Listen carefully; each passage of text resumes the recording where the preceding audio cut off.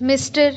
Vice Chairman, Sir, at the outset, I must express my thanks to the honorable members on both sides of the House who have participated in the discussion on the sixth five-year plan document. Honorable members will very kindly appreciate that within the short time at my disposal, it will not be possible for me to clarify all the points which they have raised during the course of the discussion. I am going to confine my remarks to certain important aspects of the discussion. Though I have taken note of almost all the points which honorable members made during the course of the discussion. At the outset, I must also say that one of the honorable members was pleased to ask what is the purpose of having this kind of a discussion 1.5 years or almost 2 years after the plan has started. I do not know whether honorable member do recollect that my predecessor Mr.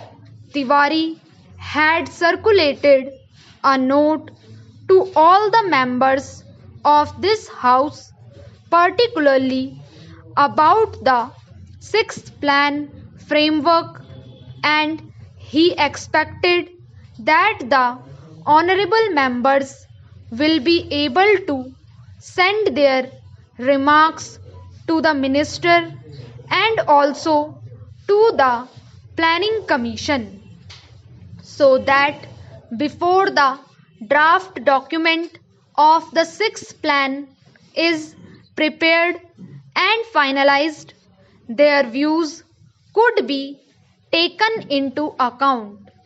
How many members sent this kind of information is a matter which I will have to inquire into, but that exercise was gone into, and now the plan was finalized in February 1981, and thereafter we have taken the earliest possible opportunity to see that the plan is discussed in both the houses. Sir, I am aware of the fact that the international situation and also the internal situation in which this sixth five-year plan has been finalized will definitely have some kind of an impact on the plan document as it was prepared, and how we will be succeeding in trying to avoid the adverse effects it might have on the achievement of the physical targets that we have set for ourselves at the end of the sixth five-year plan. Sir, there are 3 points which were mentioned by all the honorable members. The first was that the plan was prepared with 1979-80 as the base year, and thereafter there has been a price rise of a considerable order. Sir, The first thing which I would like to clarify is about the inflationary trend which has set in. One of the honorable members, Shri Shankar Ghosh, a very experienced member of this house who had also been in the planning commission and knows the intricacies of how the things are being worked out, has been pleased to state here that the rate of inflation is very high, and added to that the balance of payments position is going to be very bad compared with the percentage that we have worked out for the sixth plan as a whole. For imports, for the first year, the import bill has risen very high. Then, how is this assumption going to be correct? That is the point, and a very valid point which he raised during the course of the discussion.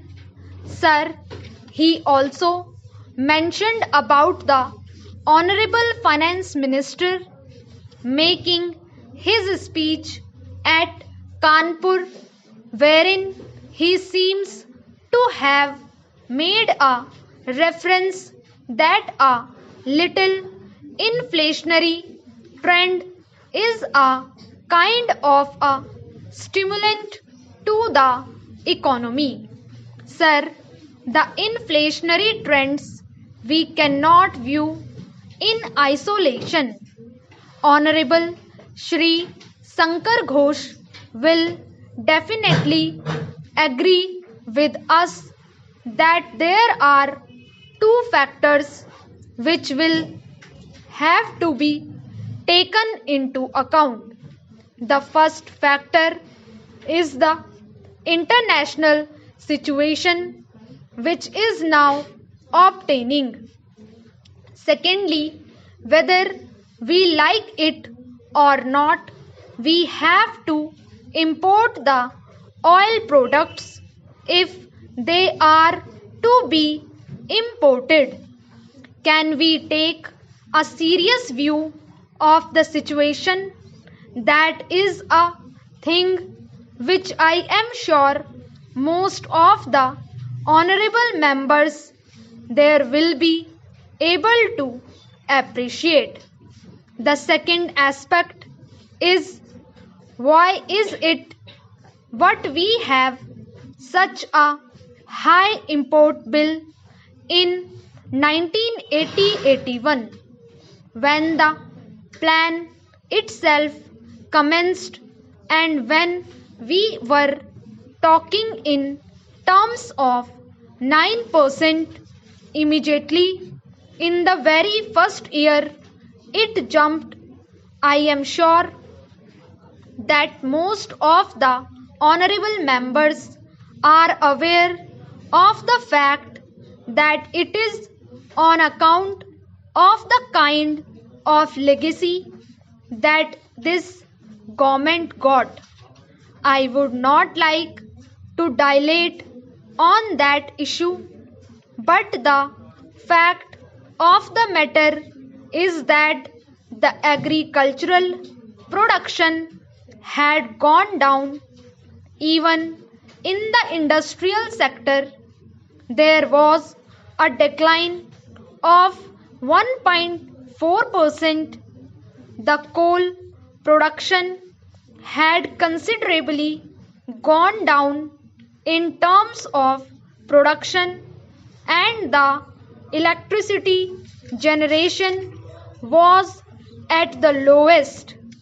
If we had to make a beginning, which in fact is within the control of the Government of India with these infrastructural facilities which will have to be provided both in the agricultural sector and the industrial sector. Concerted efforts will have to be made